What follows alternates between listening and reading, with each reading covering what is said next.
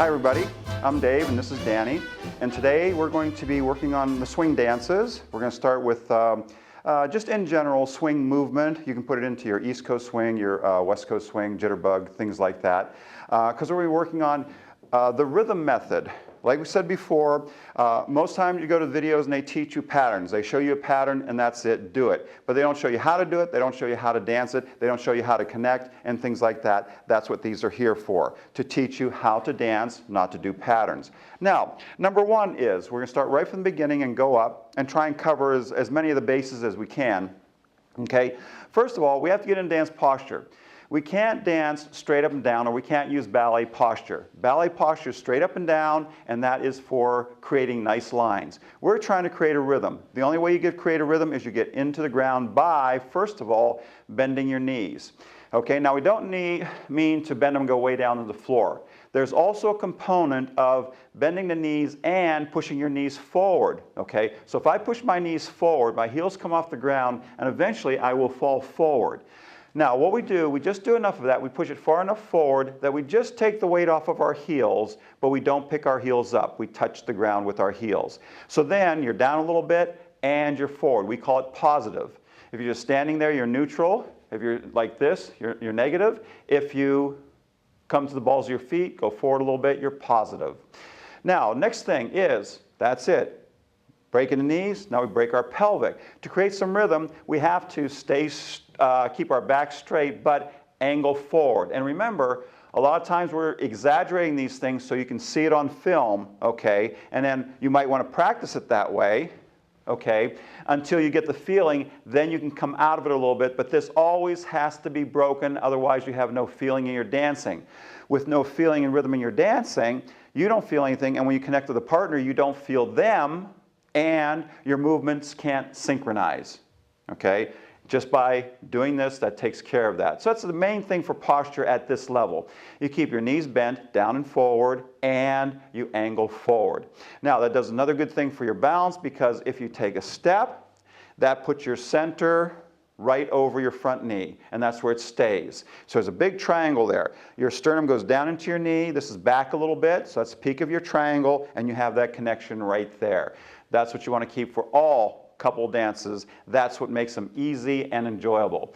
Now to start swing, now let's create some rhythm in that body. We got our posture, it's ready to create some rhythm. The first thing we do, there are a lot of little things going on. We're going to start with number one is our knees. We're going to do this. We're just going to step, step, step. That's it. That's all. Step. Now we're stepping, but the more important part is we're lifting our knees. Now most people think that you time out the music by hitting the floor with your foot. That's incorrect. It's more correct to think of it as lift, lift, lift, lift. Okay? And we call it banging the table, as if you had a table here and you're banging your knees up into the table to count out the timing of the music. That's more accurate than trying to hit the floor on time with the music. Lift, lift, lift, lift, lift, lift, lift. Then we do the rhythm of the swing. We go 1, 2, 3, 4. 1, 2, 3, 4. 1, like I said, we're exaggerating it. Later on, it'll just go into something real small and create a nice subtle rhythm, but right now, we're lifting it up so you can see it. Bum, keep going, Danny. Bum, quick, quick, bum, quick, quick, stop. Good. I'm sorry, switch legs one more time. Boom. Okay, pick this one way up, lean forward. Okay, so now you can see here that triangle. This thigh goes up into a rib cage, and right here's the peak of the triangle. That's your rhythm triangle. So we have two triangles there. One, where it's a thigh into the rib cage. Then the other one, which is your sternum, you can put it down now, okay, which is your sternum going down into the knee. So here's your bigger triangle, and you have this little triangle inside of it. So you have those two triangles going on, very important rhythm triangles. So we take it from there. So we start with our slows, slow, slow. Then we do our triple step. 1, 2, 1, 2. So we do 3 steps in 2 counts of music. 1, 2, 1, 2, 1, 2, 1, 2, 1, 2, or 3, 4. Exactly. Da dum dum, bum bum bum. Right. Now, the rhythm of the dance also has a walk in it. So in all the swing dances, you either have triple steps or double steps. You have triple steps and rock steps or triple steps and walk steps, but that's it. So we're going to start with our triple step and go triple step, then walk, walk. Triple step, walk, walk. Triple step, walk, walk. That's it.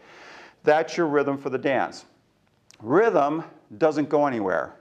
That's all inside you. That's contained inside you. This nice rhythm going in your body, and there are a lot more parts to it. This is just the start of it. There's hundreds of parts, and they're not hard, but it does take time to get them all and to get them incorporated into your dancing so it feels good, okay? So that's the rhythm, okay? And this is especially important for the follower, because all the follower is supposed to do is get a center, get a rhythm, then follow.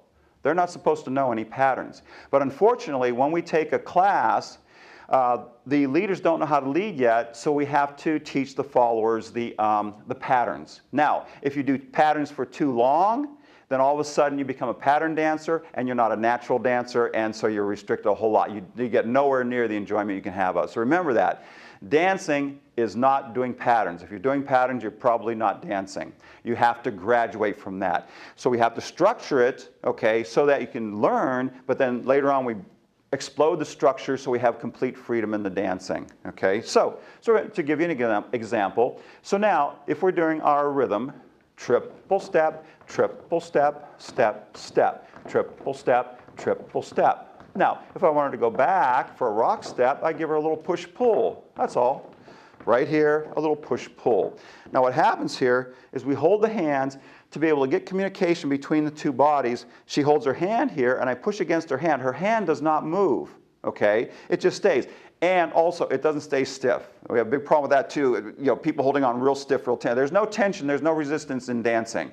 It's all nice and limber, but this just stays, and as soon as I pressure, she lets her body respond, okay? Not pushing real hard in the arm like that. I just give a little pressure, and it builds. 1, 2, 3, pressure and pressure. So as I'm doing that triple step, I'm building the pressure ahead of time so she knows to do the rock step later. So we can't lead and expect her to go at the same time. We have to give her advance notice. So as I'm here, triple step, I start pushing gently. Right at the time when she's done with the first triple, she feels that build up and she knows to go back and forth. So be considerate that way. Too many people come in here, triple step, triple, and then they just push pull and they're knocking you all over the place, okay? So we have and triple step, triple push, pull. You notice how the hand didn't move. This stays neutral. We push and pull, triple step, a little push.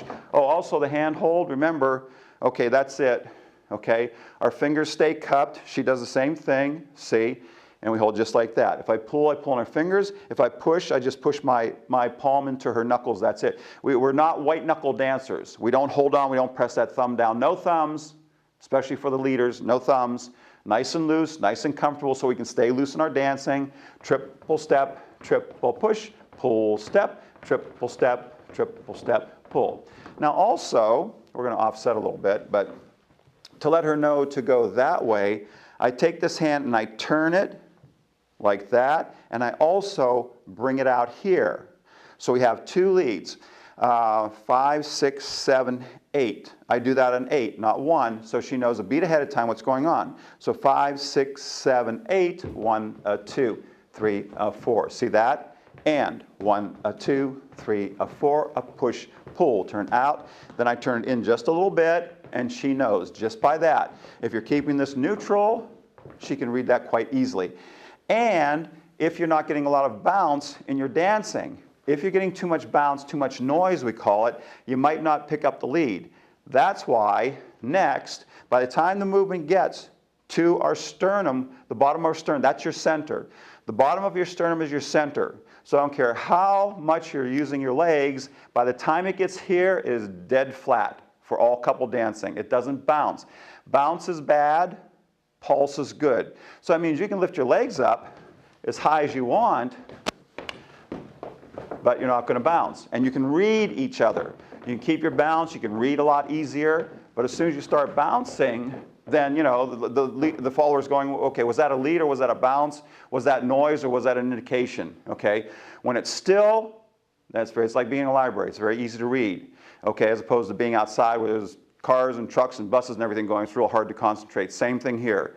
So we keep that centered, and that is your basic movement for swing. We're going to put that in East Coast swing and West Coast. So practice that, and then go on to lesson 2.